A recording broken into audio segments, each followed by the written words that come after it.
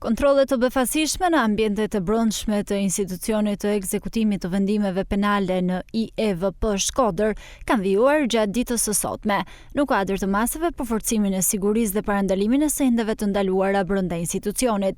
Sipas burimeve zyrtare, aksioni është zhvilluar mbi bazën e informacioneve të siguruara në rrugë operative, në bashkëpunim me Agjencinë e Mbikëqyrjes në sistemin e ekzekutimit të vendimeve penale, në drejtimin e drejtuesit të institucionit dhe shefit të policisë. Gjatë kontrollit të ushtruar në godinën numër 2 të burgut, janë konstatuar edhe sekuestruar 3 aparate celulare.